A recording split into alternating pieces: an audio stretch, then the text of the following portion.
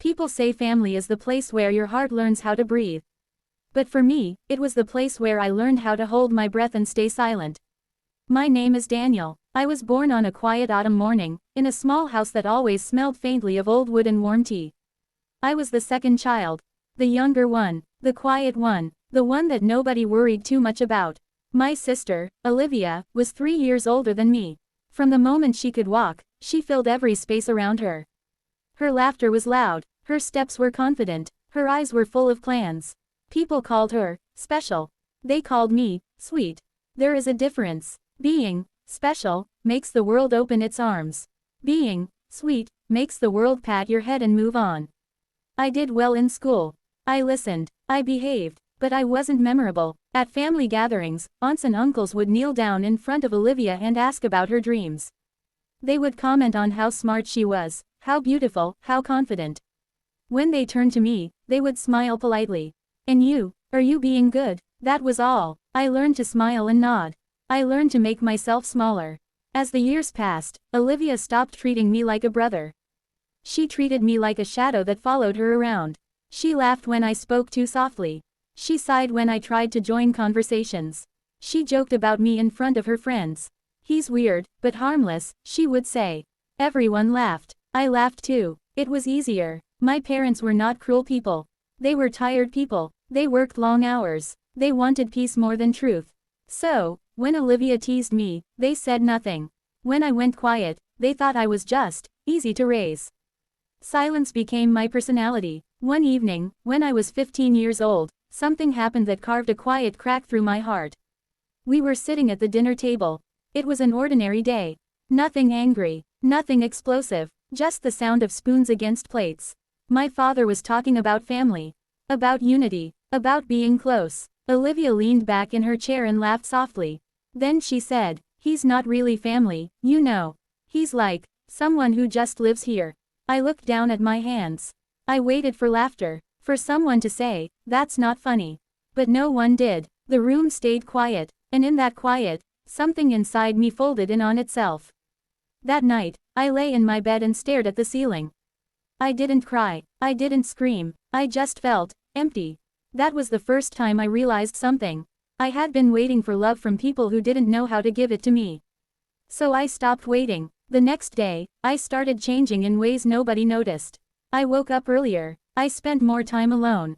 I started reading books about people who built their lives quietly. I worked small jobs after school.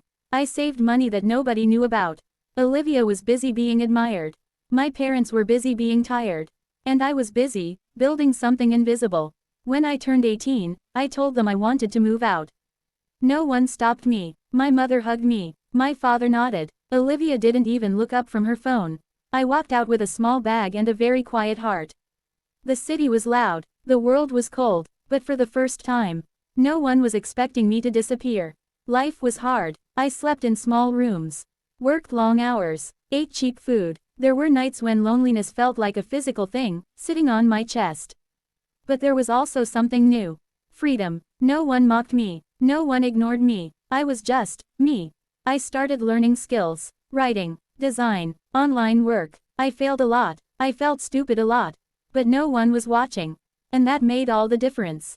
Years passed. Quietly. I grew slowly. And in that quiet growth, I found a version of myself that was not broken. One night, after many years, my phone buzzed. A message. From Olivia. "Hey, I heard you're doing okay. We should meet sometime." I stared at that message for a long time. I didn't feel anger. I didn't feel excitement. I felt calm, and that scared me more than anything. I didn't reply to Olivia's message right away. Not because I hated her. Not because I wanted revenge. But because I had finally found something I never had before. Peace. And peace is fragile when you've spent your whole life without it. That night, I sat alone in my small apartment. The light from the street lamp softly touched the curtains. The city outside was alive, but my room was quiet. I read her message again.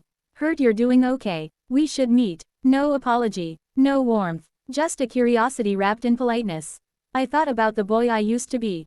The one who stayed quiet so others could be comfortable. The one who laughed when he was hurt. And for the first time, I felt sorry for him. Not because he was weak, but because he was alone for too long. I typed a simple reply. Okay, just one word. 2 days later, we met.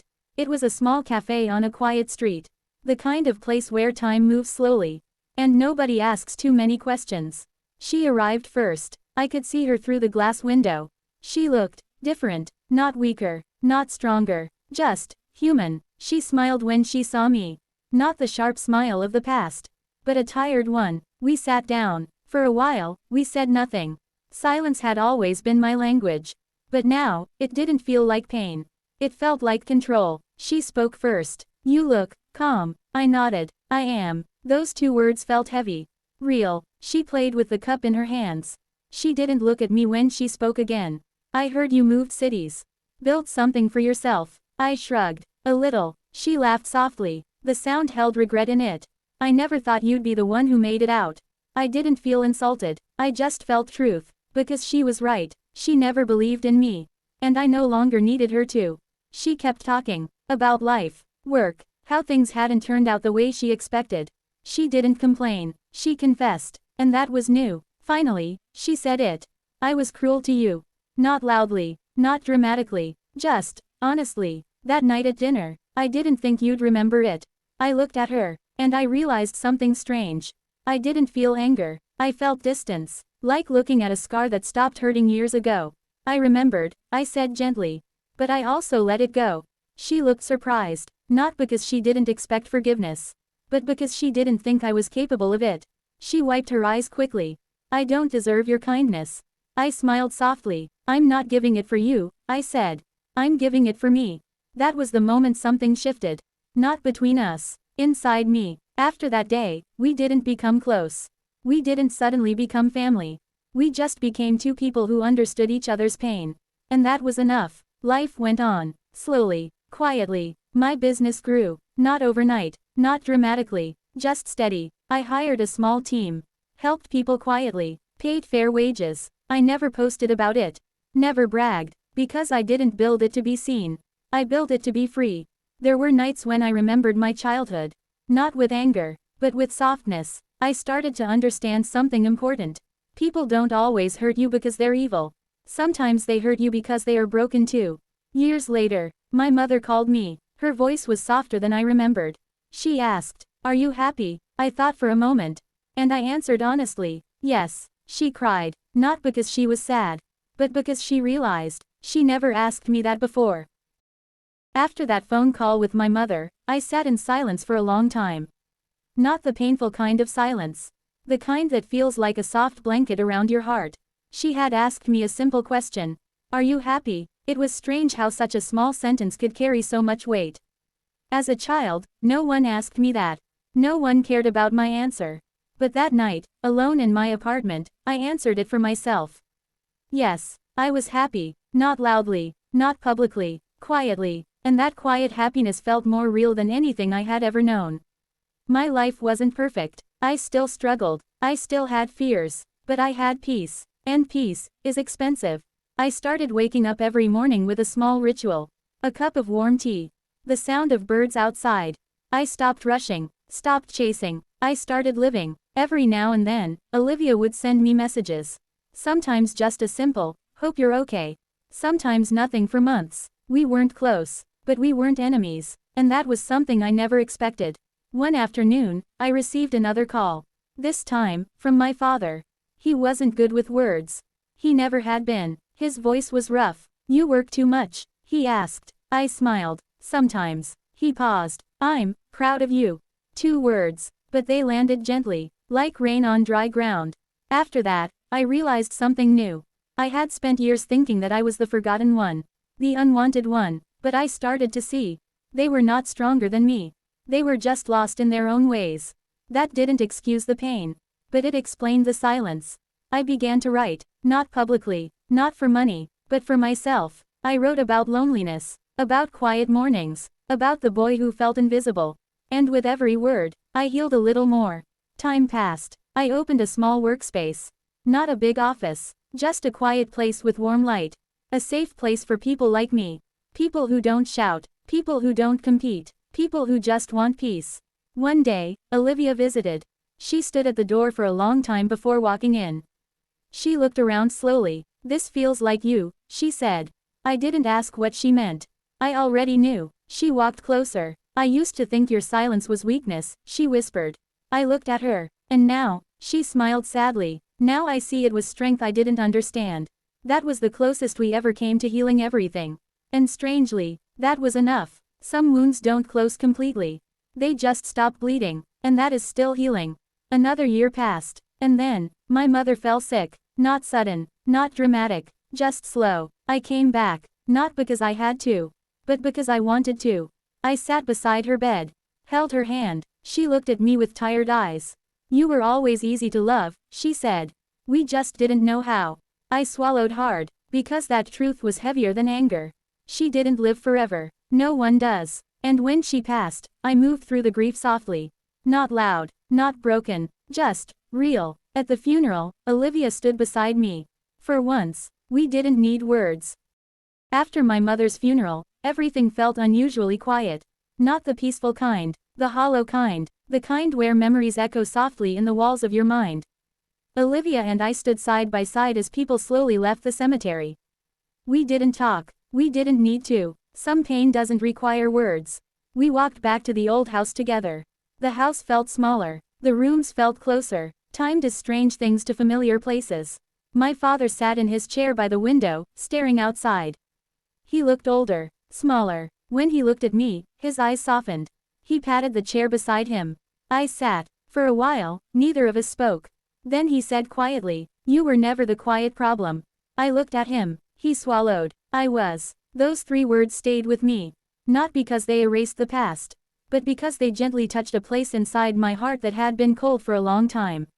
I stayed for a few weeks. Not because I was forced, but because I wanted to understand.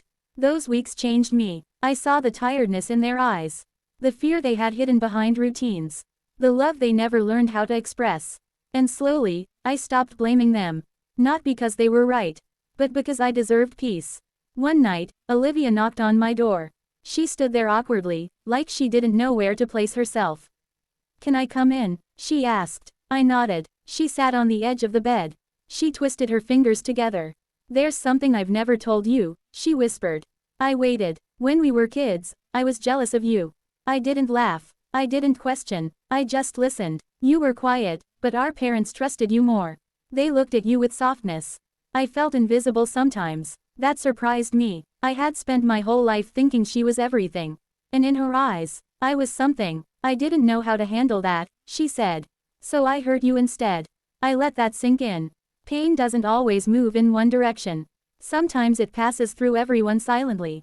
I forgive you, I said. Not because she deserved it, but because I was tired of carrying it. She cried quietly, and this time, I believed her tears. After a while, I returned to my city. To my quiet life. To my small office. To the life I built from silence. But I wasn't the same.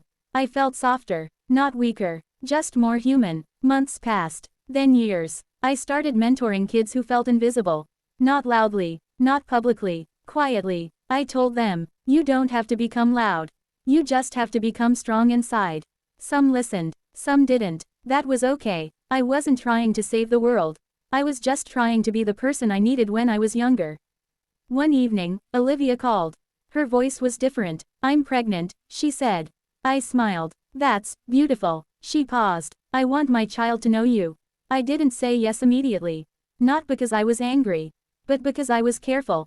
Then I said, "I'd like that." Because love doesn't always start perfectly. Sometimes, it starts again. Years passed quietly after Olivia's call about her child. I watched her become a mother. Not from afar, but close enough to see the changes in her heart. She had grown, too. Not perfect, not flawless, just human. The child called me Uncle Daniel. It was strange at first. I had never imagined being seen like this. Not as the shadow, not as the quiet one, but as someone important. We didn't erase the past.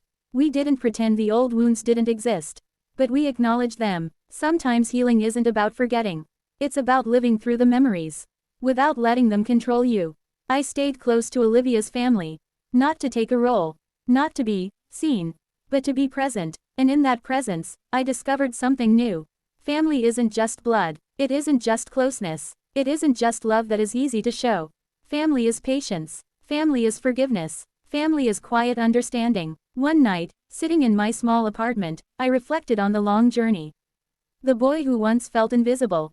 The boy who listened to laughter that excluded him. The boy who learned to vanish silently. He had become a man who could stand in silence and still be strong. I realized the power of quiet strength. I realized that life doesn't have to be loud to be meaningful. I realized that some of the most unexpected victories come from simply staying true to yourself. And I realized something else. Sometimes the people who mock you, who make you feel like you're not enough, are not your enemies. They are mirrors, reflecting the parts of yourself you didn't know you needed to see. Olivia and I didn't have a perfect relationship. We didn't suddenly become the ideal family. But we found peace. And that was enough. I learned to build a life that nobody expected. Not to prove anyone wrong. Not to take revenge. But to take care of the one person who had always been waiting for love. Me. I had become okay without their validation. I had become strong without their recognition. I had found a quiet joy in simply being myself. And if you are listening to this story, remember this. You don't have to be loud to be strong. You don't have to shout to belong. You don't need approval to survive. Sometimes, the most powerful thing you can do is to quietly grow, silently succeed, and gently forgive, because the quiet ones, the ones who stay when it hurts, the ones who choose peace over anger, they are the ones who are truly unbreakable. And that is the story of how I stopped being invisible and finally became seen by myself and by those who mattered.